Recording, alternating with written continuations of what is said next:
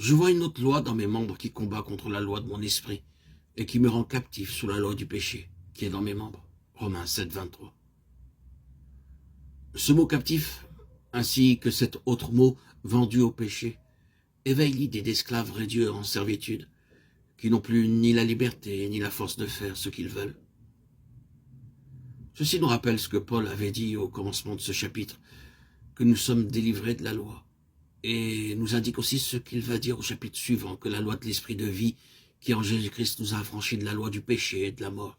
Romains 8, 2. Impossible d'accepter et d'éprouver pleinement la liberté offerte à notre foi, et qui nous affranchit en Christ, tant qu'il reste en nous quelques vestiges d'esprit légal.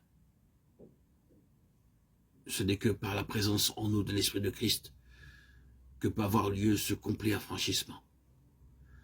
Comme pour la vie sous la loi, de même pour la vie dans un esprit nouveau, il existe un double rapport objectif ou extérieur et subjectif ou individuel. Il y a une loi au-dessus de moi et en dehors de moi. Et il y a une autre loi, celle du péché qui est dans mes membres et qui reçoit sa force de la loi objective ou extérieure. Or, quand je suis affranchi de la loi, la liberté est offerte à ma foi objectivement en Christ.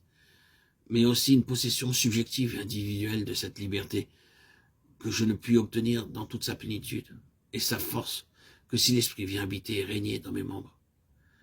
Précisément comme le faisait auparavant la loi du péché. C'est là seulement ce qui peut changer la plainte du captif. Misérable que je suis, qui me délivrera de ce corps de mort. En un chant de victoire, celui du racheté, je rends grâce à Dieu par Jésus-Christ notre Sauveur. La loi de l'esprit de vie m'a affranchi. Romains 7, 24, 25. Comment aujourd'hui nous devons considérer les deux états décrits dans Romains 7, 14, 23 et 8, 1, 16 ? Sont-ils intermittents? Se succèdent-ils définitivement l'un à l'autre? Ou bien existent-ils simultanément en nous? On a souvent voulu voir là les diverses expériences qu'offre la vie du croyant, tant que par la grâce de Dieu, il peut faire ce qui est bon et vivre de manière à lui plaire.